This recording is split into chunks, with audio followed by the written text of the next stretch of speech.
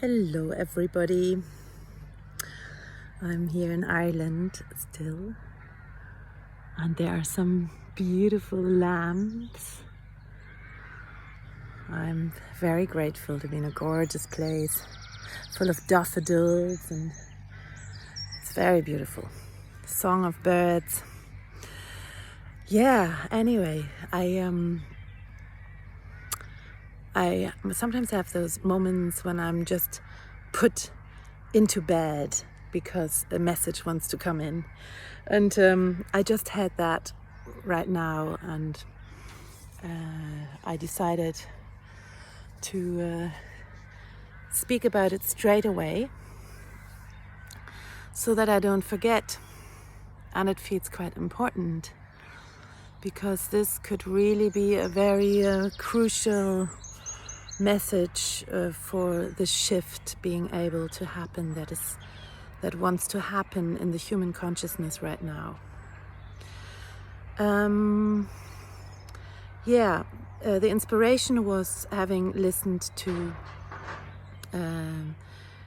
a couple of life coach stroke spiritual teachers, but really life teachers, emotional, physical, mental, soul, spiritual, that I feel very inspired to listen to from time to time.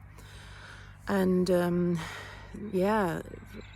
what came up was this word fighting. And for quite a while I feel, like for years, I feel quite uneasy to use this word when we want to get away from fighting, when we want to transform our old paradigm. How can we do this if we still use this word? I have a similar feeling with the word protection. And obviously, being a Reiki teacher, yoga teacher, all the different healing modalities I've done, from theta healing, crystal healing, sound healing, God knows what. Of course, I would have always come to the point where other students, and also then later on my own students, would have told me how important the protection is. And me never really feeling at ease with it. So I got a very strong message about this now, and that is simply, if we keep on using the word fighting, and this is now also in the for physical dis-ease, but anything physical is just one part of it, but it's on all levels: emotional, mental. You can fight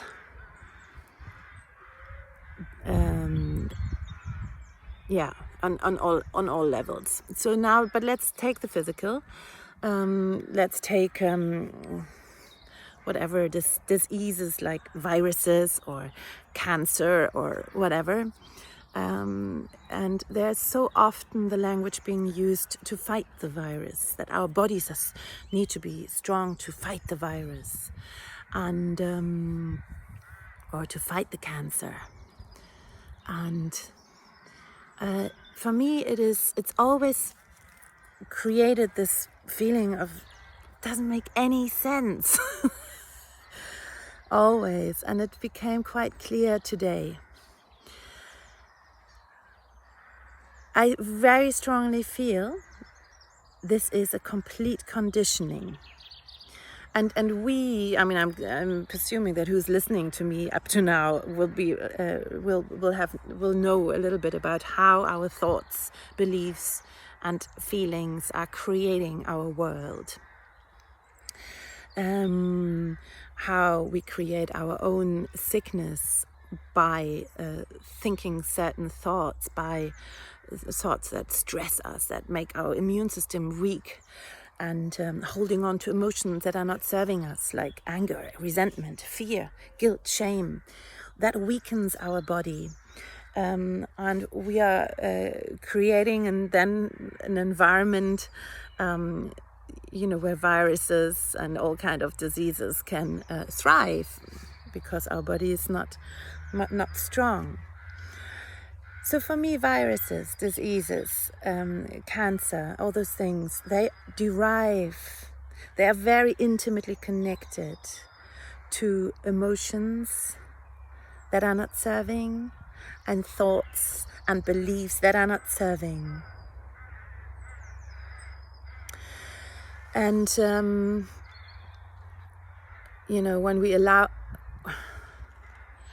when we allow ourselves to go into those places where we find where those feelings come from, where those thoughts and those beliefs come from, we can often, or most of the time, or always, dissolve or transform the sickness back into health. This can only happen when we allow ourselves to look at those places with compassion, with love, self-love, and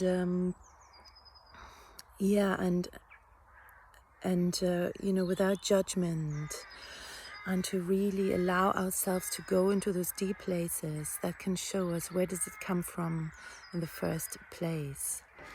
So yes, when our bodies are strong, then it is less likely that we fall sick, of course. But how do our bodies get strong? What weakens our bodies? And anger, resentment, feelings of guilt and shame, and they are all feelings that are weakening our body. And you can feel yourself. What do those feelings do? If you just feel yourself, you imagine somebody that you carry a lot of resentment with, or anger, or shame, or guilt.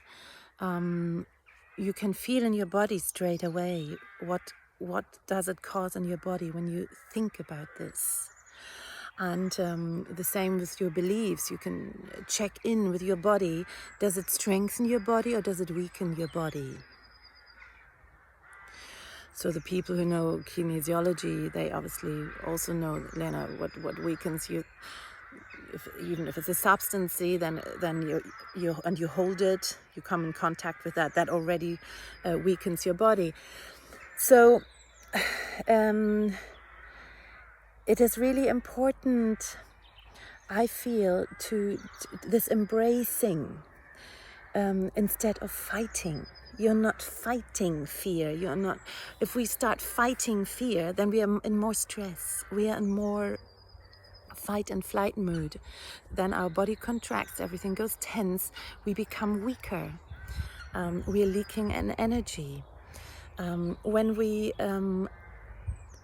stay strong in love and unconditional love, non-judgmentalness, openness, holding those emotional places of ourselves and our memories and beliefs that are not serving us anymore, then they can transform in a very beautiful, loving way into the same where they come from, really, because fears and resentments come originally also from love, the fear of losing loved ones. So you go into protection mode. So this is now, to do the opposite is now also, you can now also translate into the physical. So if you look at studies of, Joe Dispenza and HeartMath and, what was her name?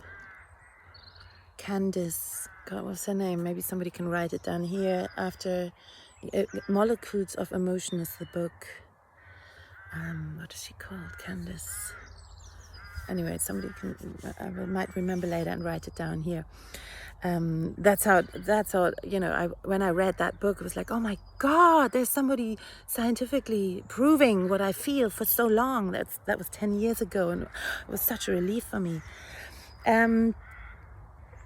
So to now really understand that if we are visualizing within our body And if you use the language of fighting the disease, it actually weakens us.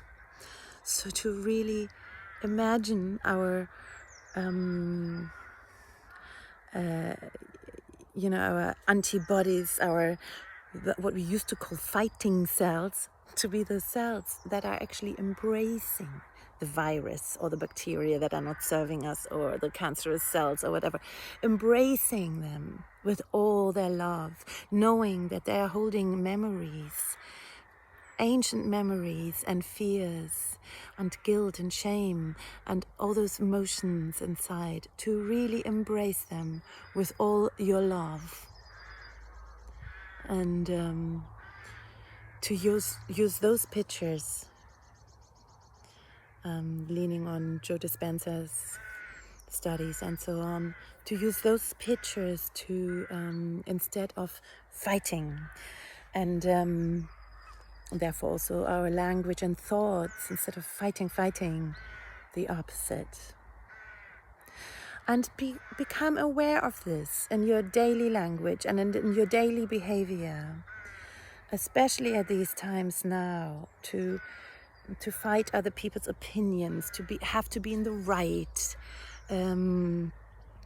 all those things. How does it feel like? Does it cause stress in your body? Then it's not serving, not you. If it's not serving you, it's not serving anybody else out there. And it's all interconnected. Our words, our thoughts, our physical state and being, emotional, memories, beliefs, soul, spiritual. Yeah, it's all connected. I really feel that this could really shift the old paradigm that really isn't serving anymore into the new. So please share this in whatever way